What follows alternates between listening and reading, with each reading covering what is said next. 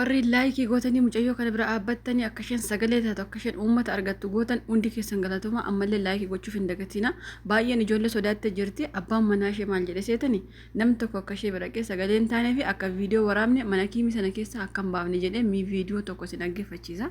Baay'een keessan sodaattanii jirtanii abbaan manaa ishee nu hiisisuuf jira. Biyya taa'ee abbaan manaa ishee mucayyoo kana namni dhaqee sagalee ta'ee fi namni dhaqee viidiyoo ishee waraabe namni dhaqee akkas gas seera Itoophiyaatiin hin gaafa jedhee jira. Deemee haa gaafatu seeraan warra jira hojjechaa turte irraa hojjedha. Warri laayikii gootan laayikii go'aa warri sheerii gootan sheerii go'aa fi akka barbaadde irraa hojjedha. Abbaan manaa ishee sodaattanii baay'een keessan duubatti deebi'uu jirtanii mee sagalee laayivii irratti kaleessa ijoolleen inni doorsise si dhaggeeffachiisa maalii fi ijoolleen mattaawaqaa fa'aa walirraa fuffuutetti waan ta'eef seerri biyya kana dhugaadha sodaachisaadha garuu waan takka gurbaa sana sodaaf yoo hi'amnumaa takka rakkoo hin qabu warri sagalee ta'uuf jirtan ammallee itti fufaa abbaa manaa sodaattanii duubatti hin deebi'ina kun abbaa manaa miti dhugaa rabbii kun abbaa manaa osoo hin taane gantuudha. Mucayyoon maatii ofiitti galti malee gara isaatti galti miti kanaafuu sodaattanii duubatti hin deebi'ina warri irraa hojjechuu jirtan ittuma fufaa irraa hojjedhaan amsa kooti mee sagalee aggeeffadha. Mee Muzammilii fidime? Muzammil barreeffadhume maal jechuudha akkas jechuun nama ragaa qabatama kennedha seena jala oolchaa? Wallahi immoo siidha ture ani immoo maaliin gootee ijoolleen keessaa ka'ee boo'ee ijoolleen didanii giddii kennani maqaa isaaniis ka'ee ijoollee qaamaa qabdu boo'ee. Lubbuu ati dhiisi innis ilaala akka isheen galtuun barbaaduuf dubbataani kanaafuu obbolaan immoo rakkoon qabuu jedhaniiru. Inni akka isheen galtu too barbaade kanaan dura maaliif irratti yaaduu isaanii akka isheen dhukkubdu inni numa beekaa hin beekaani otoo hin beekne ammoo ergi namni argame maaliif akkana jaani.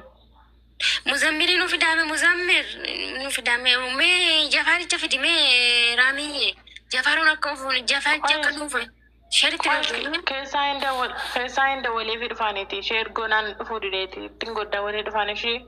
Aga kiri dafi tadara nurra rakkoon hin gaaraamiin beektaa nuti reseera jala jirra baar. Nu himannaa rakkoo abaara akkasuu darbiyaatti ani immoo ijoolleetti boo'ee dhugaa rabbii boo'ee mimmaan buuseen tarwasii ta'u.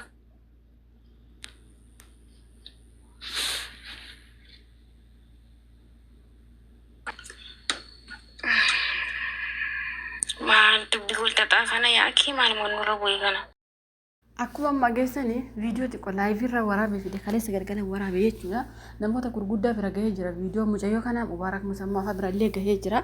Isaanis immoo ragaa guutummaa guutuutti fidadhaa yoo ragaa fidattan malee sagalee isiniif ta'uu hin danda'u jedhanii jira waan ta'eef ijoolleen baay'een keessanii warri sagalee ta'uuf jirtan warri waa baay'eetiin bira dhaabbanna jettan abbaa manaa sodaanna jettanii jirtu jechuudha. Abbaan manaa ishee namni tokko akka haqee sagalee hin taanee fi namni tokko akka haqee viidiyoo irraa waraabne jeetu himee nuti kanaafiyyuu itti neenyu akka abbaa ta'uuf hin beeknu. Kanaafuu ijoolleen baay'een abbaa manaa ishee sodaachuu baqa akkamittiin sagalee taanaa fi akkamittiin viidiyoo irraa jenna akkamittiin maalii taana akkamittiin mana abbaa isaa isin goota Itoophiyaa keessa taa'ee an dhugaa rabbi isin garuu seeraan gaafachiisuu kan inni danda'u warra oguma mattaawaqaa keessan laattan yookaas immoo warra buukii biyya kanaa mattaawaqaa biyya kanaan beektu mire iqaama kajarri jettu warra isa laattani okay. Isayyuu ganaa seeraa sin gaafachiisa biyyatti akka ijoolleen jettutti jechuudha. Ijoollee baay'ee yaadda jira anillee kenne mucayyoon kun amma akkuma sagalee ishee geessanii ani ijoollee baay'eerraan sossobee fuudhee ijoolleerraan fuudhee akkamiin go'a abbaan manaa ishee akkatti nu gaafachiisatanii ijoolleen baay'een keessa sodaatanii mucattiif sagalee ta'uu dhiiftanii jechuudha. Tokkoffaa hin dhiisani kanaa booda ani maalidha ergi abbaan manaa ishee akkasiitiin jee nuti maarraa qabna waan akkasii fa'aa haasa'uu jirtan. Abbaa manaa jechuun yoo ati qarshii qabaatte keessaafuu dhiira bara kanaa hundi keessan ni beektan qarshiif malee dhiira yookaas immoo abbaa manummaaf miti kasitti siqu dhugaa rabbisni bara kana keessa namni jaalala namatti siqa jira jettanii yaaddani qarshiimaaf jecha namatti siqanii jechuudha. Kanaafuu obboleettii keessan ka biyya namaa keessatti luka lama abdii bara ati har'a burcuqqoon arabaa caccabee harka keetti yoo cabu akkamsi hadoodhanni akkamsi ta'a mucayyoon kun gara uftee luka lamaan ofirraa abde baay'een isaanii obboleessa daldalaati fira daldalaati kanaaf akkas ta'a maalii jettan nuti amma gurbaan sun seeraan haa gaafatamu hin jenne abbaan manaa ishee sanaa ta'u kanaa ta'u hin jenne mucayyoon ka galtu gara isaa miti gara maatii ofii galti maal ta'ani qoy mucayyoon ka galtu gara maatii ofiiti malee gara isaa miti jechuudha. Kanaafuu ijoolleen baay'ee warri sodaatanii osoo akkas jedhuu baadhe osoo maalii ta'uu baadhe warri jettanii uummata kan sodaatinaan dhugaa rabbi isinii jedhe. Garuu mattaawaqaa keessan dursa biyyaa osoo mattaawaqaa keessan hin laateen dura biyyarraa akkuma Mubaarak jedhe deemaa biyyarraa nuu baasaa nuu fidaa waraqaa isiniin jedhee miire obboleessa qabdi maatiin ishee baadiyyaa haa ta'aniyyuu malee obboleessi ishee ageera jechaa jiranii miire bakka obboleessi deemee waraqaa baasee in ufaa jechuudha. Kanaafuu agasitti illee ariifattanii mucayyoo kanaaf sagaleen taanu mucayyoo kanaaf jireenya keenya maalii sanadhaa warri jettanii homaa takkan sodaatina homaa takkan taatan. Du'aan dhugaa rabbi isinii jedha. Mucayyoo kana namni yeroo jalqabaaf viidiyoo ishee arge na caalaa jira jedhee yaadon. Gaafan argee laayikii ishee lama duwwaadha mucayyoon ka viidiyoo waraabdee gadhiifte. Baay'een keessan immoo eenyu aqee waraabe namitti waraabdee itti gaafatamuu qabdi faa jettan jirtanii jechuudha. Ijoolleen baay'een kasiniin waa'ee mucaa kanaayyuu kan hin galleefi jira. Mucayyoo kana kan waraabee maadaamii ishee waliin mana kiimii deemteetti. Akkuma ishee Oromoo kan taate jechuudha. Mana kiimii deemtee isheetii mana kiimii kee ciisu agarte. Agartee biyyi kee eessannaan naqqamtee jetteen. Eenyu as fidee jennaan kan as na fidee hin beeku abbaa manaa koo waliin dhufeetti mucaan hin beektu waan ta'eef sammuu ishee. Baay'een keessa illee abbaan manaa ishee as jira moo isheen abbaa manaa koo wajjin dhufee jettanis ni jirtanii jechuudha. Mucayyoon hin beektu beekuufi qabdani sammuu ishee hin beektu. Sammuu ishee hin beektu gaafa isiniin jennu biyyarraa maraatummaa ishee dhufe toon taane miilli sun lamaanuu maal akka ta'e irraa citee namni beeku hin jiru. An dhugaa rabbi isinii jedhe garuu mucayyoo yoo isin gaafattan akka mucattiin gaafattetti abbaa manaa koo waliin asi dhufee ittiin. Mucayyoon kan waraabde maadaamii ishee waliin ergi mana akiimii deemtee akka carraa argite sinii galee mucayyoo sana fidaa itti gaafatamuu qabdi fayyadamee jettan.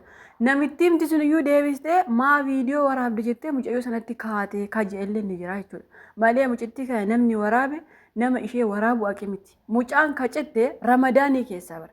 Har'a ramadaan ji'a 3 ol ergi darbe. Si galee mucayyoon kun mana kiimii keessa ji'a 3 olii jechuudha. Har'a borati waan taatu hin beektu afaan keessa hin dabarsinaan dhugaa rabbi yoo nama gargaaruu illee dadhabde jechuun dhiira irratti nama kuma dhibba meeqa nama meeqatti waan barbaade gochaa walaame. Qarshii kanallee mukatti naqaa wallaame yoo beekna warri biyya arabaa kun waan birrii gochaa waluma wal beekna. Birriitiin illee hin gargaarina waan tokko hin gargaarina yaadumaan illee yaada keessan tasgabbeessaame. Yaada keessan tasgabbeessa. Erga abbaan manaa akkas jedhe nuti maal isheen isiniin malee maal qabdi mucayyoon kun biyya kana keessatti. Dhugaa rabbii gaditti isiniin malee maal qabdi mee amma ijoolleen biyya arabaa jirtan hundi keessanii wal malee maal qabdan mee amma. Obboleettis biyya kana keessaa qabaadha. Obboleessas biyya kana keessaa qabaadha. Waan si fayyadu hin qabu. Uummata Oromoo kana si fayyada. Ijoollee masarratanya biyya arabaa kana keessa jirtutu wal fayyadaa jechuudha osoo beektanii. Garuu akkaataa kamiin akka wal fayyadan hin beektani. Maal akka waliif taatan hin beektani. Dhugaa rabbii isinuma wal fayyada. Mucayyoon kun amma gaafa biyya galte akkamitti jiraatti?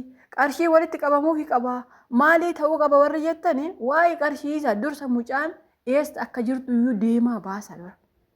Sinii galee nuti abbaa manaa sodaanne silaallee bakka mana kiimii barree turre silaallee maalii ta'ee turre abbaa manaa ka Itoophiyaa keessa taa'ee achi as sin doorsisu sodaattu. Seera deemee biyya ganaa seera biyyaatiin sin gaafata ookee seera biyyaatiin yoo isin gaafate ganaa maatii ishee mallatteessanii abbaan ishee obboleessi ishee mallatteesse yoo waraqaa isiniif kenne abbaa manaa ishee moo abbaa ishee itti aana. Dhugaa rabbi yoo abbaan manaa tokko intalli kun achitti haaduutu yoo jedhe abbaan kee faati kee moo achitti haaduutu siin hin jedhan. Maatiin kee mucaan koo citaa umti ishee naafaa uftu siin jedhu bara. Haati mucaan kanaa osoo agarte citaa uma ishee barbaada. Na bira haa teessu mucaan koo na bira teessee fuula ishee ilaalaa ittiin haati too viidiyoo mucayyoo kana agarte. Kanarra abbaan manaa seeraan sin gaafa warri irraa viidiyoo hojjettan kayyoo kun. Hinumaayyuu isin immoo isa sodaannaa maal gootaniyyuu sodaattu qoy. Waan maal gootaniif sodaattu. An dhugaa rabbi tokko ijoolleen sagalee walii taatanillee na ibaa jirtan bar. Dhugaa rabbi nuti abbaa manaa sodaanna bakka nuti akkas taana bakka abbaa manaa ganaa waraqaa keessan hin laannami. Waraqaa keessan hin laanne mana kiimii sana haqxanii viidiyoo waraabne. Mucayyoon kan waraabdeeyyuu hin sodaanne jechuun rabbiin kun gaafa lubbuun kee gahee guyyaan kee gahe bakka har'a duuta yoo siin jedhe malee ilmi namaa si okseef hin duuta. Abbaan manaa mucaa kana na amanaa. Ji'a 3 mucaan fixxe kuni biiroon isin beeka daldalaan isin beeka jemmitiire abbaan manaa sunis hin beeka jechuudha. Isaan illee maal jedhanii biiroo walii galleetu miila ishee irraa murree jedhamitiire daldalaan illee hin beeka. ergi daldaalaan beeke abbaan manaallee hin beekaa jechuudha. Abbaan manaa sunu itti gaafatamummaa fudhachuu qaba. Ji'a 3 guutu inniyyuu zim jedhee taa'u osoo waa'ee isheen dubbatiin miilli ishee irraa citee maal taate inniyyuu callisee maaliif taa'e? Har'a immoo as bahee innoo seeraan nu gaafata innoo akkasii gaafattan ishee qaaneffadha ofuma keessan qaanaa dhugaa rabbi. Erga obboleessa qabaachuu ishee bartanii deema obboleessa isheetiin haala nuuf mijeessaa jedhan. Obboleessa ka haala isiniif mijeessu maatii isaa fidee Finfinneetti biirootti fidee mallatteessanii waraqaa achirraa isinii dhufa jechuudha. Kanaafuu maal sodaattarre? Hinumaayyuu warri kaan yoo sodaatanillee ookee. Warri mattaawaqaa isaanii laatan xiqqoo sodaachuu danda'u. Yoo gurbaan sun seeraa isin gaafate jechuudha. Warri viidiyoo hojjettan maaltu isin kinqime? Nama meeqa arge barkaleessa nama 4 moo akkam nama viidiyoo mucayyoo kanaa hojjete sagalee abbaa manaa ishee akkas je'ee nama viidiyoo sana kaase nama 4 arge. Mee maal sin godhame? Ani nagarana nyaattanii bar. Sagalee walii ta'uu hin dhiisina. Mucittii kana ammaa haga achii baaftanitti. Amaana rabbi isinitti haa ta'u hin dhiisina. Haga maal ta'an maal lubbuu keessa wareegaman ta'an haa baatu. Maa akkas sodaattan jedha maal taatanii godhe? Abbaan manaa akkas jedhe. Abbaa manaa abbaa isaa balleessu maal godhaafiin? Inni akkas jedhe viidiyoo jala haqa. Viidiyoo maalii godha? Namni na dura yuutuubii irratti viidiyoo mucayyoo kanaa hojjetan jiru akkam haa ufu. Haa ufufee naa gaafatu haadha manaa korraa hojjette jee ani immoo qaamaan as baheen hojjedha viidiyoo fuula kiyya as baasee irraa hojjedhaati ani deemee seeraan naa gaafatu namni yuutuubii irratti yeroo jalqabaaf fide mucittii kana ana tiktookii irratti dura haa uftuyyuu malee jechuudha. Mee aqee seeraan haa gaafatu yuutuubii akkasii wajjin maqaa koos wajjin noormaalii fuula kiyyallee as baasaa fi deemee naa gaafatu warri sodaatanii viidiyoof jala kaastan siniin jechuu kiyyaa bara. Inde ka isin sagalee waliin taane kan isin waliin gargaarre abbaa manaa isa biyya keessaa bakka deeme bashannanee bakka fedhe abbaa fedhe waliin waan barbaade hojjetu isa sodaatanii viidiyoof jalaa kaaftu. Dhugaa rabbi sheem harka maaltu deemee viidiyoo takkaa sagalee taatan nama 4 arge dhugaa rabbi. Deemtanii aqxanii kaaftan sodaa abbaan manaa akkas jedhe nuti namni abbaan manaa akkas jedhe abbaan manaa har'a biyya Saa'udii kana keessatti feesi hiisisa kaa. Warri mattaawaqa laatan dhuguma sodaachuu dandeessu garuu warri viidiyoo hojjetan maal sodaattanii jedhee baran. Mee abbaa manicha beektan sheeriitti naaf godha ani immoo fuula kiyya achi as baasee sirriitti noormaali viidiyoo hojjedha akka inni seeraan na gaafatu godha haadha manaa korraa hojjette jedhee. Dhugaa rabbi garaa nama nyaattanii